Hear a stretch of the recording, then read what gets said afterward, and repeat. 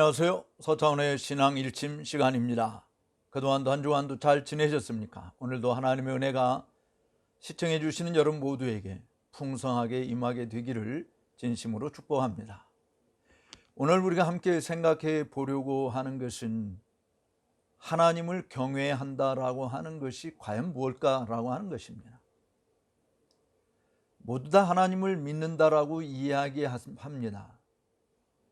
과연 그 하나님을 믿는다라고 하는 것이 하나님을 경외한다라고 하는 것과 일치하는 말일까요?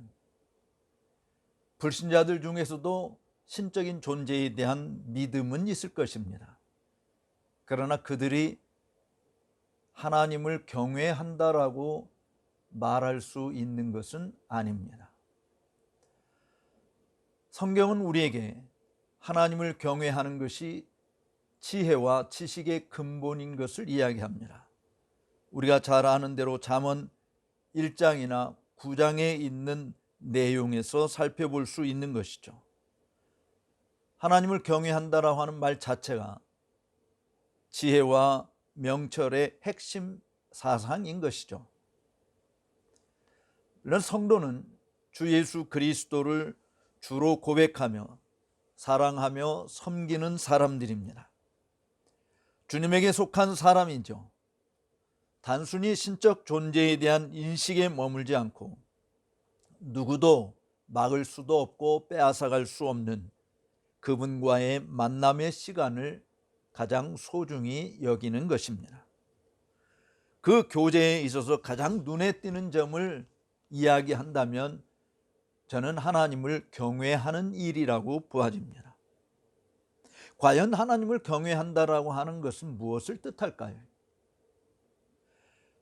우리말의 경외라고 하는 말은 존경할 경자를 사용하고 두려워할 외자를 사용해서 존경하고 두려워할 만한 대상을 가리키는 것이죠. 즉 경배의 대상인 하나님을 공경하는 태도 또는 존경하는 마음, 그리고 그 하나님을 두려워하는 행동을 말하는 것입니다. 경외하다라고 하는 말은 공포나 무서움을 말하고 있는 것은 아닙니다.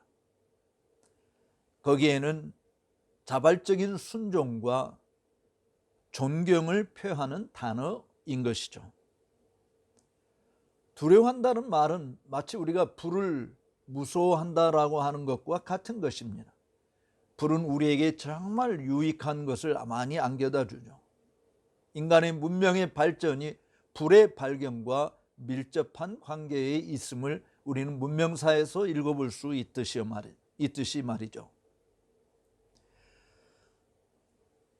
그런데 우리가 불을 무서워하는 이유는 불을 무서워하지 않으면 우리 모두에게 엄청난 해를 안겨다 줄 수 있습니다. 많은 유익을 줄 수 있고 불을 통해서 인간이 누리는 혜택은 이루 말할 수 없지만 잘못 사용하면 모두가 망가지는 것이죠. 모두가 망하는 것입니다. 따라서 우리가 하나님을 두려워한다라고 하는 말은 두려워할 것에 대한 건강한 심리적인 상태를 표현하는 것이 맞습니다. 그렇다고 여기에 겁보를 이야기하는 것은 아닙니다. 따라서 하나님을 경외한다라고 하는 것은 하나님이 어떠한 존재이냐라고 하는 것을 전제로 하는 자세인 것이죠. 내가 어떤 사람을 만났는데 전혀 알지 못하는 사람을 무서워할 수는 있어요. 그러나 공경하는 일은 힘든 것입니다. 그 상대방이 어떤 존재인지 알 때 내가 이분을 존경할 사람으로 여겨야 할지, 정말 두려워해야 될 존재로 여겨야 될지, 아니면 피해야 될 대상으로 간주해야 될지, 우리가 그 사람에 대한 지식에 따라서 태도가 달라지는 것입니다. 하나님을 경외한다라고 하는 것도 하나님에 대한 우리의 인식에 달려 있습니다. 하나님이 어떤 분이냐라고 하는 것이죠. 예를 들어서 하나님이 거룩하신 분이다. 하나님이 지극히 의로우시고 선하시다. 하나님께서는 정말 자비로우신 분이시고 인자가 풍성하신 분이시다.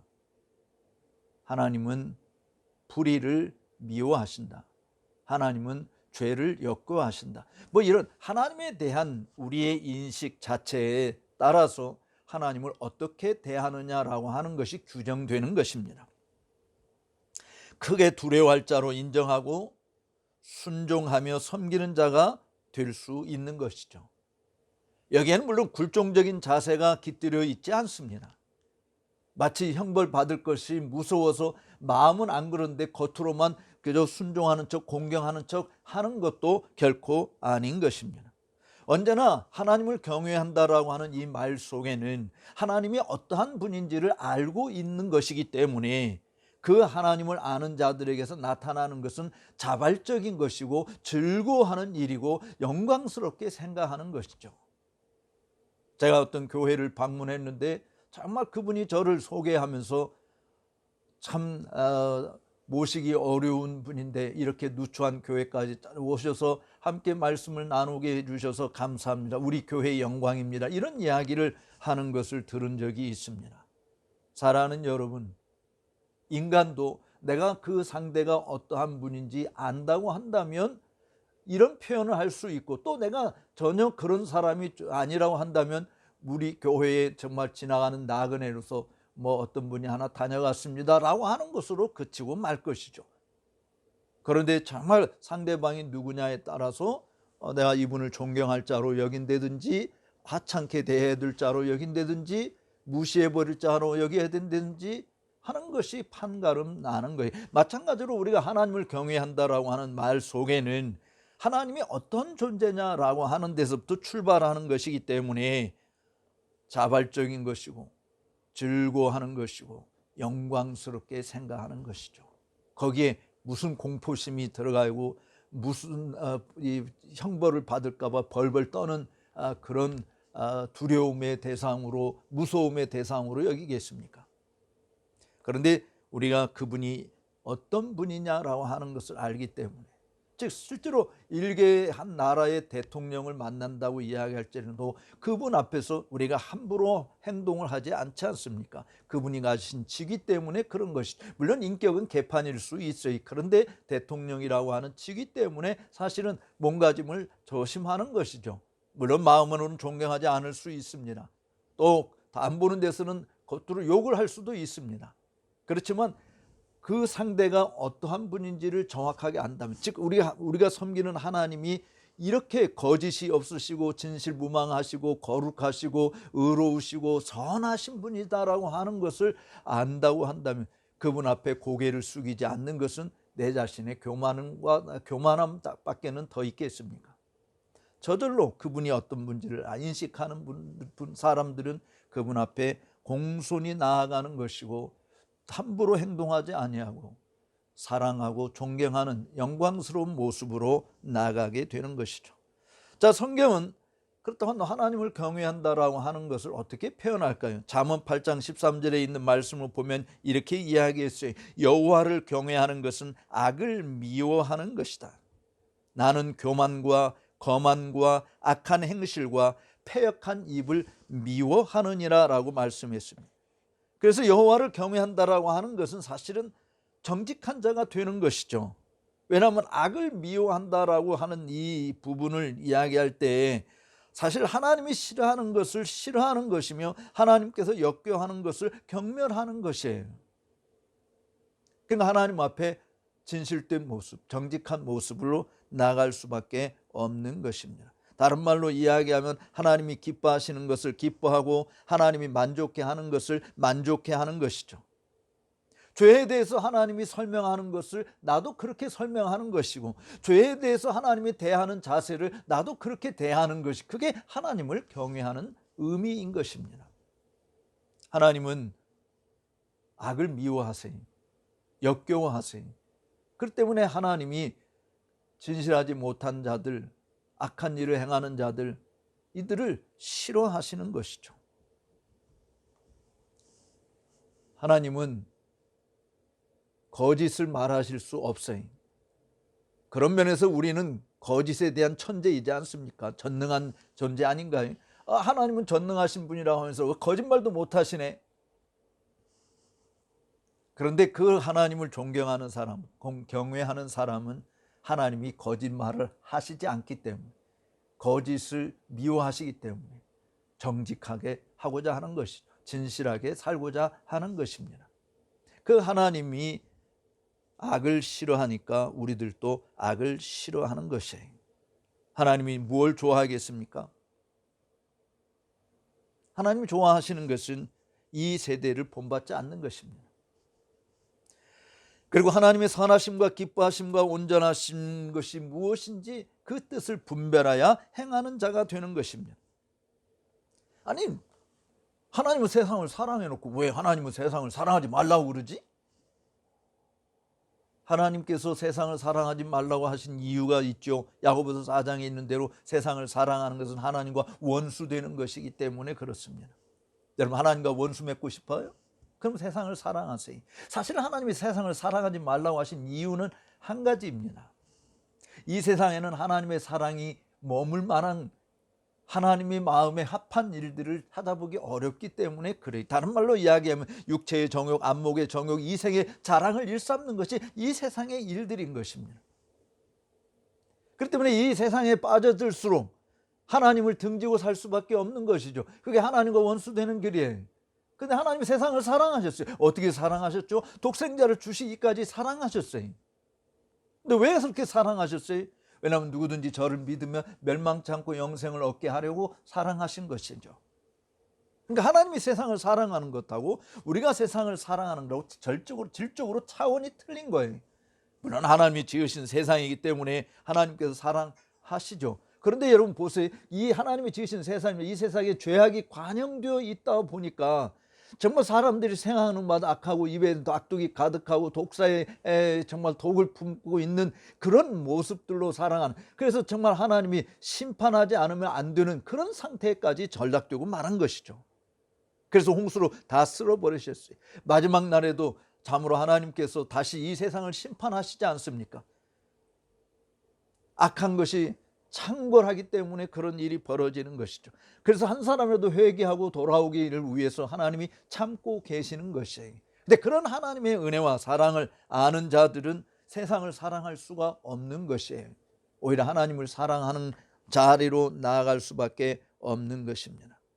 실질적으로 정말 우리의 욕망과 탐심이 가득한 부글부글 끓어오르는 불타오르는 이런 마음이 우리에게 있다고 한다면 거기에는 하나님도 없고 거룩함도 존재하지 않고 의로움도 사랑함도 존재할 수 없고 오직 탐욕과 미움과 살인, 시기, 다툼만이 남게 되어지는 것입니다. 그러나 하나님을 경외한다라고 하는 것은요, 상천하지에 다른 사모할 자가 없다라고 이야기하는 거예요. 천지에 충만히 계신 주님으로 만족해하는 것이, 그 주님을 더 닮고자 하는 거고 그 주님을 더 내 마음속에 품고자 하는 것이죠. 그 주님이 좋아하는 것을 좋아하고 싫어하는 것은 미워하는 것이, 그게 하나님을 경외하는 것이에요. 잠언 기자는 또 이렇게 이야기하죠. 잠언 14장 31절에 있는 말씀을 보면은 궁핍한 사람을 불쌍히 여기는 것은 주를 존경하는 자이다. 그렇습니다. 하나님을 사랑하는데 어떻게 사랑하는가? 마음을 다하고 힘을 다하고 뜻을 다하고 목숨을 다하여 사랑하라. 맞습니다. 그 사랑이 참된 것인 것을 어떻게 증명할 수 있는가? 내 이웃을 내 몸과 같이 사랑하라고 하는 것이죠. 이웃에 대한 정의는 간단합니다. 도움이 필요한 자의 이웃이 되라고 하는 거예요. 내가 그런 이웃이 되라고 하는 것이죠. 내 이웃을 내 몸과 같이 사랑하라고 하는 것은 사실은 내 자신이 도움이 필요한 사람에게 선한 이웃이 되어주는 것입니다. 선한 사마리아인이 되어주는 것이에요. 그러므로 가난한 형제들, 궁핍한 형제들, 연약한 형제들, 병든 사람들, 그런 자들을 사랑하지 않으면서 내가 믿음이 있노라라고, 하나님을 사랑하노라라고 말하는 것은 가짜일 수밖에 없는 것입니다. 가난한 자를 불쌍히 여기는 자가 주님의 마음에 기쁨을 안겨다 주는 자예요. 목말라 하고 굶주리고 헐벗고 병들고 약하고 천한 자들을 긍휼히 여겨 목마름을 해갈케 하고 굶주림의 허기짐을 면하게 하고 벗은 자에게 입혀주고 병든 자를 돌아보고 갇힌 자를 살피고 약한 자를 강하게 하고 천한 자를 귀히 여기는 것은 허물과 죄로 죽은 인생을 구원하시는 하나님의 선하심과 인자하심을 맛본 자들이 할 수 있는 것입니다. 믿음이 없이는 하나님을 기쁘시게 할 수 없다라고 분명히 말했습니다. 그런데 그 믿음은 행함으로 증명해야 될 것이죠. 행함이 없는 믿음은 죽은 거라고 이야기했어요. 왜 하나님이 죽은 사람을 싫어합니까? 싫어하는 이유는 하나님이 살아계신 분이기 때문에 그래요. 여러분들도 여러분이 정말 사랑하고 존경하고 아끼는 분이 있다고 합시다. 그것이 어머니 아버지든 아니면 좋은 스승이든 간에 그 대상이 죽게 되어지면 어떻습니까? 내가 너무나도 사랑하기 때문에 그 시신을 품에 안고 끊임없이 함께하고자 하는 마음이 있습니까? 그것은 정말 비정상인 것이죠. 정상적인 것은 뭐예요? 시신은 땅에 갖다 묻는 것입니다. 죽은 사람하고 우리가 함께하지 않습니다. 산 사람들끼리 지내는 것이 마찬가지로 하나님께서도 죄와 허물로 죽은 자들을 상대하지 않아요. 그들을 살리셔서 산자가 되어서 살아계신 하나님과 함께 교제케 하시는 거죠. 바로 그런 은혜를 입은 자들이 그 하나님을 경외한다라고 이야기할 수 있는 것이에요. 그래서 잠언 기자는 이렇게 이야기해요. 잠언 14장 27절에 있는 말씀을 보면 주를 경외하는 것은 생명의 샘이라고 이야기했습니다. 여러분, 생명의 샘물을 공급할 수 있는 자가 된다라고 하는 것이, 사실은 샘물을 우리가 보게 되어지면 정말 특징이 뭡니까? 끊임없이 가뭄에도 물이 솟아나는 것이 샘물이지 않습니까? 물론 때로 샘물도 메마를 수도 있겠지만 일반적으로 샘물을 보면 계속 사람들이 퍼마셔도 항상 그 양의 물이 차 있는 것을 우리가 발견합니다. 하나님과 생명의 교제를 나누는 성도들, 그게 하나님을 경외하는 자들이 누리는 복이에요. 하나님으로부터 끊임없이 생명을 공급을 받습니다. 퍼내도 끊임없이 부족함이 없이 주는 생명의 은총이에요. 그래서 예수님께서 수가성에 사는 사마리아 여인을 대할 때 그렇게 대하지 않았습니까? 내가 주는 물을 마시는 자는 다시는 목마르지 아니하고 그 배에서 생수의 강이 흘러넘치리라. 여러분의 영혼이 목말라 하십니까? 여러분의 심령이 공고하십니까?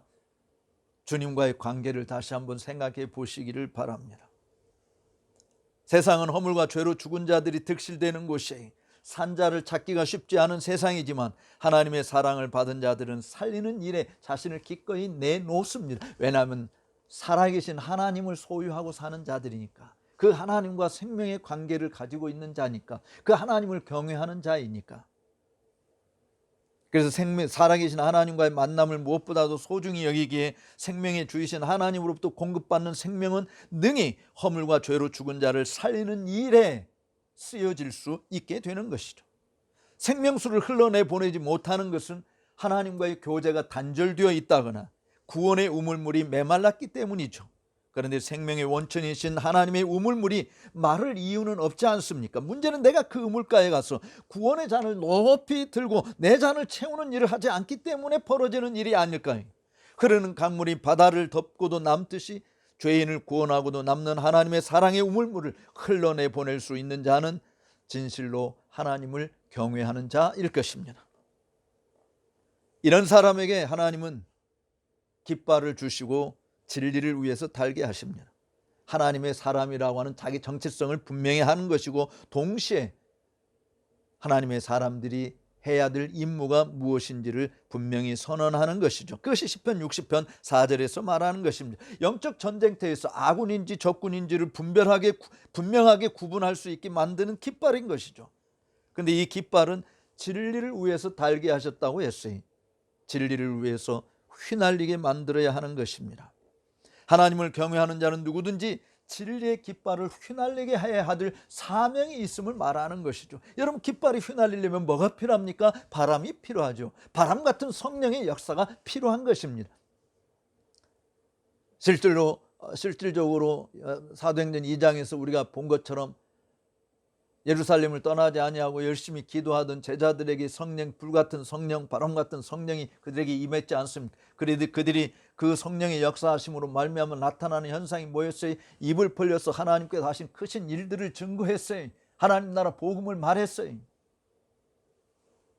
바로 우리들이 하나님을 경외하는 자로서 하나님께서 너는 내게 속한 자이다, 정체성을 분명하고 내가 하나님께 속한 사람이라고 하는 것을 분명히 하게 할 뿐만 아니라, 그래서 정말 확신과 담대함을 주실 뿐만 아니라 너 사명이 있어. 너 자신의 부와 영광을 위해서 사는 자가 아니야. 이 땅에서 썩어 없어질 더 많이 가지려고 하면서 살아가는 것이 아니야. 진리를 위해서 이 깃발을 다르라. 그래서 영적 전쟁터에서 정말 마실 물이 없어서 기근이 있는 것도 아니고 먹을 양식이 없어서 굶주림이 있는 것이 아니라 정말 하나님의 말씀을 듣지 못한 기간이 있다고 했는데, 그런 자들에게 여기에 진리가 있다라고, 여기에 생명이 있다라고 말해줄 수 있는 사람이 되는 것이죠. 하나님을 경외하는 자는 누구든지 이 진리의 깃발을 휘날려게 만들어야 하는 것입니다.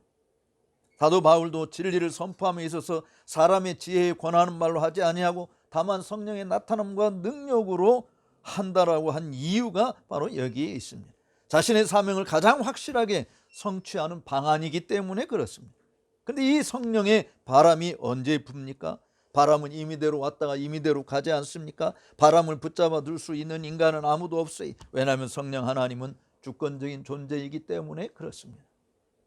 그래서 하나님을 우리 마음대로 내가 지금 필요하니까 와서 지금 바람 불어주세요, 지금 휘날려야 돼요, 물론 그렇게 해서 하나님이 오실 때도 있겠죠. 그렇지만 하나님을 우리가 조정할 수는 있는 것은 아니에요. 그런데요, 재미있는 것은 성령 하나님은 진리의 영이 우리를 진리 가운데로 인도하세요. 진리가 선포되는 곳에 성령이 역사하시는 거예요. 성령이 역사하는 곳에 진리가 선포되게 되어 있어요. 왜냐하면 진리이신 그리스도를 드러내는 일을 하시기 때문에 그렇습니다. 따라서 우리가 진리를 위해서 달라라고 하는 것은 예수 그리스도를 위해서 다는 것이죠. 그 예수 그리스도의 이름을 높이는 일을 하는 거예요. 마음의 평안을 얻을 수 있고 사방의 원수들로 둘러싸인 아군들이 이 깃발을 볼 때 용기를 얻게 되고 굶주린 자들이 이 진리의 말씀을 듣고자 모여들 수 있게 하는 것입니다. 원군이 와서 우리를 구해줄 것이라는 소망을 가지게도 만들어줄 수 있는 것이죠. 결국 진리가 우리를 자유케 한다라고 하는 것을 실감케 하는 것이에요. 여호와를 경외하는 지혜와 지식의 사람으로 진리를 듣지 못한 기갈에 처한 사람을 구원하는 역사에 누가 사용이 되겠습니까?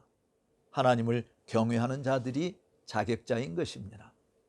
입으로만 하나님을 사랑한다고 말하지 말고 온 마음을 다해서 주를 존경하고 주를 사랑하고 주를 닮아가고 주의 뜻을 분별하여 사람들을 구원시키고자 하시는 하나님의 뜻에 복되게 쓰임받는 우리 모두가 되기를 진심으로 축복합니다.